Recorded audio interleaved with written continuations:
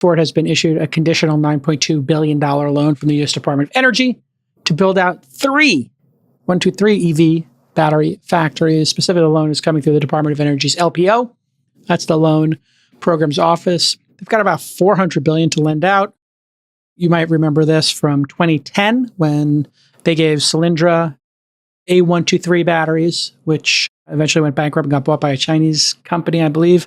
And Tesla, a $465 million loan. Tesla paid it back. The other two didn't. Tesla paid it back with interest. Jigar Shah, the director of the Loan Program Office, described the lending moves as a way to onshore and reshore manufacturing. The goal of the program is not innovation, but to get more of the supply chain to be manufactured in the U.S.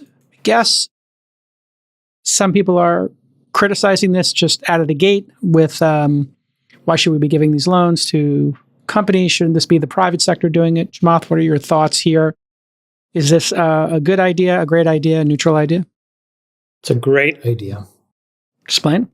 It's us using our balance sheet to make sure that we get to energy independence. So this is actually a perfect role for government. It's shaping incentives so that capitalism can do its job. What this does for Ford is Ford has a partnership with SK. And so SK has a lot of capability in Korea, but they can bring that know-how now domestically onshore to the United States. You'll be hiring thousands of people. You'll be building battery factories. Ford needs batteries. Their forecast is they'll be selling 2.5 million electric vehicles by 2026, 2027. So whatever Ford does, you can expect GM will also do. You can expect all of the other big companies to do. So this is all just great. And at the end of the day, for people to this is $9.8 billion. I guess it sounds like a lot, but we're probably spending $9.8 billion a day fighting wars. So this is a day of just taking a pause on all these dumb wars and actually becoming energy reliant, carbon neutral, fixing the climate. It's great. Jobs, energy independence, and less dependency on autocratic nations. It seems like a good idea. Yeah. Everything should be, how about instead of thinking about it in terms of wars, let's think about it in terms of, so if the DoD budget is $800 billion, okay, per year, what is that, 2.6 billion a day, 2.7 billion a day? Okay, so we're talking about 4 days, Monday, Tuesday, Wednesday, Thursday. You want to spend Monday, Tuesday, Wednesday, Thursday? Should the government doing this or should private industry be doing this? I agree with Chamath about the wars, but this is all money we don't have. I mean, we shouldn't be spending the money on wars, and we shouldn't be spending it, I think, on industrial policy. So first of all, one of our friends who's an energy investor, we should beep his name, but was telling me that the energy subsidies that were in the misnamed Inflation Reduction Act, it is like the biggest bonanza of all time. He said that the energy sector is going crazy now trying to figure out how to exploit these incentives. And his view is that although I think it was supposed to cost about $350 billion, he thought that it would ultimately cost the government somewhere around $1 trillion. Because the way these subsidies work is that you just qualify for them and then you get the subsidy. It's not like the credits run out. So if you qualify, you get it. So this could end up costing the government way more than what was originally projected. And so the question is, well, what are you going to get for all of this money? And in this article on Ford, they were talking about these 7,000 jobs that are being created at a cost of $440,000 per job.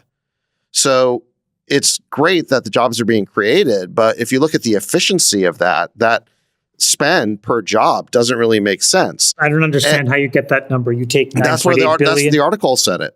The article said $440,000 per job. But do you take $9.8 billion and divide it by 7,000? What do you do? I'm just quoting that paragraph of the article. So the job creation is good, but you got to look at the efficiency of the job creation. The other thing is, the question I would ask you guys actually is, who wants one of these Ford EVs? Do you want an EV by Ford? I think there are a lot of people that drive a Ford pickup truck. We talked about this before, Sachs. F-150's coming, yeah. Very popular. There was an article in the Wall Street Journal a few months ago which talked about the brand consideration cycle that has been going on. And there was look, we're friends with Elon, but we should acknowledge there's a large number of people that are frankly a little bit turned off by him. And they've been very clear that they want an alternative to Tesla because they don't want to buy Tesla because they don't necessarily prefer him as a brand ambassador for their car. And the reality of life is that even if you're like maximally incredible, unless you find some clever way of creating a monopoly, in which case you can be a douche or evil, you're only ever going to capture 30 plus 40% maybe of a market. Coke, Pepsi is a good example. And so there's always going to be long tail alternatives. And, I had a chance, for example, in Vegas to drive a Rivian. I was surprised at the quality, or drive in a Rivian. I was surprised at the quality of a Rivian, only because I've been so focused on Tesla my whole life. So yeah, I think there are a lot of people that'll buy Fords. Doesn't take anything away from what Elon's doing, but I do think there are a lot of people that'll buy it. My problem with industrial policy is this. You think about that EV summit that the White House did. They didn't even invite Elon. And that was for political reasons. Union reasons, yeah. Partly because of his views on speech, but I think mostly because he's not a union shop. Right. And so that's the real reason why Ford is being doled out this sort of $9-point-something billion loan, is because they're politically connected with the right people in this current administration.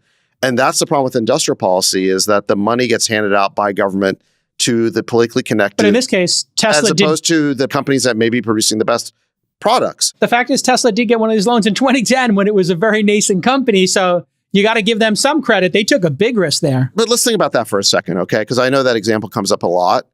And A123 and Solyndra. Yeah. So Elon was basically a fluke. I mean, you get like a once-in-a-generation entrepreneur who happened to be working on this EV problem, and he got that loan.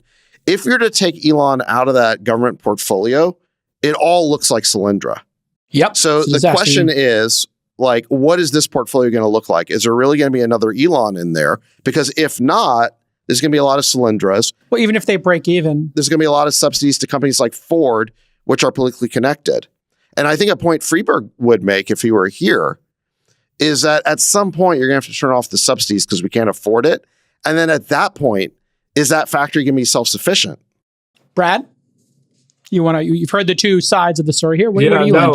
And listen, while generally against industrial policy, I come down on Chamath's side. I think this is a once-in-a-generation opportunity to reduce our national security risk profile and to achieve what is really a national security imperative, which is energy independence. It's not going to happen just according to the invisible hand of the market. We see our, great power competitors who are using this against us, frankly, and have robust industrial policies. So I'm willing to stipulate that there will be those inefficiencies in this system. But I was lucky enough last night, I was having dinner with the Deputy Secretary of the Treasury, Wally Adeyemo, who was out here meeting with founders, including battery founders in Silicon Valley, on this very subject. And I know some of the companies who are getting checks from the US government to scale up, innovative battery technologies, innovative chip manufacturing. And I have to say, this is the best of America. I see some really great public-private partnerships that are onshoring vital national interests in chips and batteries. And so I'm happy to see it happening. But I also know there will be grift and there will be waste along the way. But compare that, David, to the $8 trillion we've spent over the last 20 years on war policy and what we've gotten from that. So, I'd rather see us take chances here on innovative battery technologies than still potential waste, but not as wasteful as a war. Got it. Well, of course. I mean, the first thing we got to do is turn off all these crazy wars, but that can't be the bar because that's a very low bar. Yeah. I mean, anything's more productive than war, wasting the money, blowing up other countries that we don't need to be involved in. I mean, remember, we do have a $32 trillion debt. I think a great thing to do here is what they should have done with Tesla, which is when they gave that $500 million loan to Tesla, they should have gotten 10% of that in warrants to buy Tesla shares at the IPO. 50 million at that IPO would have gone, 200x? And that would have been an incredible payday. So if they give this $9.2 billion to Ford, why not get $900 million in warrants to buy shares? So you want the government to become a VC? No, I want them to get a little participation in the upside of the company. I don't want them to own it. I want them to have potential participation. Well, I'm giving a modest number here. So right now, they're a VC without participation. But right now, they're a loan that gets paid back with interest. And I'm saying give them some upside in the equity, even if it's a small piece. Would you object to that, Sachs? You basically want to make them a venture debt provider. like SVB. Basically, yeah, like venture debt. Like give them a pot sweetener. Yes. Yes. Give them a pot sweetener. Why